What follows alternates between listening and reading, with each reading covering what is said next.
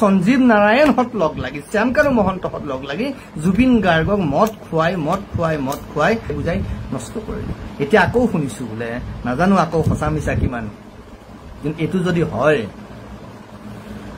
ইয়াতকে কিন্তু আঘাত আৰু বেছি অসমৰ ৰাইজে নাপাব। সঞ্জীৱ নাৰায়ণে জীয়েকৰ বিয়া, জীয়েক যেতিয়া বিয়াটো দিবই লাগিব, 21 নৱেম্বৰত হেনো বিয়া পাতিছে বোলে মে ফেয়াৰ নামৰ যিখন ৰিজৰ্ট আছে, য'ত জুবিনদাৰ সমাধি ক্ষেত্ৰ, যিখন জুবিনদাৰ সমাধি ক্ষেত্ৰ য'ত সৎকাৰ কৰা হ'ল, তাৰ ওচৰত মে ফেয়াৰ নামৰ কিবা ৰিজৰ্ট এখন আছে বোলে। মই এইটো দেখা নাই, কাৰণ কেতিয়াও যোৱাৰ সৌভাগ্য হোৱা নাই। তাতে বোলে বিয়া পাতিব জীয়েকৰ, আৰু ইণ্টাৰেষ্টিং কথা হ'ল অভ্যৰ্থনাখনৰ আয়োজন কৰিব, মানে ৰিচিপশ্যনৰ আয়োজন কৰিব সৰু সজাই ফিল্ডত। সৰু সজাই ৰিচিপশ্যন, য'ত তোমালোকৰ দ্বাৰা সৃষ্ট পৰিৱেশৰ মাজত পৰি জুবিন গাৰ্গ অসমীয়াৰ হিয়াৰ টুকুৰা নিশেষ হৈ গ'ল, য'ত সেই ঠাই টুকুৰাত জুবিন গাৰ্গক শেষ শ্ৰদ্ধাঞ্জলি দিয়াৰ কাৰণে ৰখা হ'ল, তাত তোমাৰ ছোৱালীৰ বিয়াৰ ফাংচন দিবা, মানে ৰিচিপশ্যন পাতিবা, অভ্যৰ্থনা কৰিবা, মদে মাংসই খুৱাবা। ইমান স্পৰ্ধা তোমালোকৰ। এই খবৰবোৰ সঁচা মিছা বিচাৰ কৰক। যদি হয় কেনেকে পালে এই মানুহজনে ইমান সাহস, ইমান শক্তি? কৈছো নহয়, সংস্কাৰী সমাজখনৰ কাৰণে আমি সংস্কাৰী সমাজখনৰ কাৰণে নিজৰ জীৱনটো এৰি দিছো। সমাজখন সংস্কাৰিত হোৱাটো আমি বিচাৰো, তাৰ কাৰণে কথাখিনি কৈছো। তেওঁলোকে যদি তাত ব্যক্তিগতভাৱে লৈছে এইটো তেওঁলোকৰ সীমাবদ্ধতা হ'ব। মই মোৰ সংবিধানে দিয়া নৈতিক দায়িত্বৰ খাতিৰত ভাৰতীয় নাগৰিক হিচাপে, ভাৰতীয় সংবিধানে দিয়া এগৰাকী নাগৰিক হিচাপে মই মোৰ কাম কৰিছো। এই কথাবোৰ স্পষ্ট হওক। কিয় হোৱা নাই?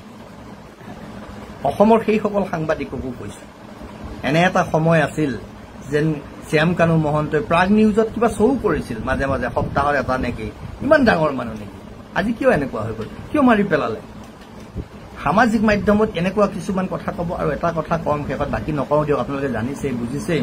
মই জুবিন গাৰ্গৰ অনুৰাগীসকলক হাত জুৰি এটা আহ্বান কৰিব খুজিছো, অসমৰ ৰাইজকো কৰিব খুজিছো, আৰু গৰিমা বৌকো মই পৰম আন্তৰিকতাৰে কৃতজ্ঞতাৰে শ্ৰদ্ধা সহকাৰে আহ্বান কৰিব খুজিছো। অসমৰ জ্যেষ্ঠ যোগ্যসকলকে কৈছো, গৰিমা বৌ এটলিষ্ট এটা কেছ আপুনি ফাইল কৰক, এখন এজাহাৰ দিয়ক, নহ'লে অসমৰ জুবিন অনুৰাগী হতাশ হ'ব, অসমৰ জুবিন অনুৰাগী নিৰাশ হ'ব, তেওঁলোকে বিচৰা ফল নাপাব।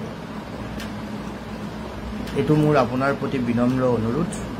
আপুনি যি হেৰুৱাইছে, আমাতকৈ বেছি হেৰুৱাইছে আমি জানো, তাৰ পিছতো আমাৰ তুলনাত আপুনি বহুত হেৰুৱাইছে, আপোনাৰ তুলনাত আমি একো হেৰুওৱা নাই, কিন্তু আমি অসমৰ মান মৰ্যাদাৰ পৰিচয় হেৰুৱাইছো। কৈছো নহয়, অসমৰ জুবিনেই কৈ গ'ল, অসমে কি দিলে ভাৰতক? বোলে চাহ, গড় আৰু জুবিন, চাহ, গড় আৰু জুবিন। আমি সেই জুবিন হেৰুৱালো।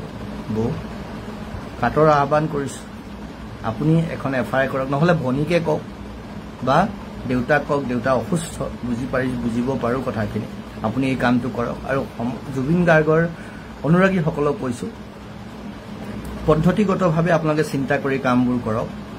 সঞ্জীৱ নাৰায়ণক প্ৰশ্ন কৰক।